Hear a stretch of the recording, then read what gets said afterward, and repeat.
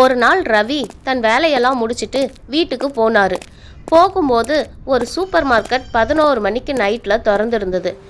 யாரா 11 மணிக்கு நைட்டில் கடையை திறந்து வச்சிருக்கிறதுன்னு ஆச்சரியமா சூப்பர் மார்க்கெட்டை பார்த்துட்டே போனான். கடைக்குள்ளே போய் பார்த்தா கவுண்டரில் யாருமே இல்லை. கடை ரொம்ப அமைதியாக இருந்தது. எல்லா பொருளும் அழகாக அடுக்கி வச்சுருந்தாங்க. ரவி ஒரு பிஸ்கட் பாக்கெட்டை எடுத்து திருப்பி திருப்பி பார்த்தாரு. முன்னாடி இருந்து ஒரு குரல், பிஸ்கட் பாக்கெட் எடுத்தாச்சா, பில் கட்டணும்னு ஒரு குரல். அதை கேட்டு திரும்பி பார்த்தா வெள்ளையா ஒரு உருவம் அந்த குரலில் பேசிகிட்டு இருந்துச்சு. உருவத்தை பார்த்துட்டு ரவி பயந்துட்டாரு. தன் பாக்கெட்டில் இருந்து பணத்தை எடுத்து டேபிள் மேலே வச்சுட்டு வேகமாக திரும்பி பார்க்காம ஓடி போயிட்டாரு.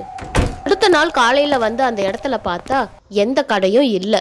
தன் கையில் இருந்த பிஸ்கெட் பாக்கெட்டை எடுத்து எக்ஸ்பைரி டேட் பார்த்தா அதில் 1995 இருந்ததை பார்த்து பயந்து போயிட்டாரு. இந்த மாதிரி இன்னும் ஸ்டோரி வேணும்னா நம்ம சேனலை சப்ஸ்கிரைப் பண்ணிக்கோங்க.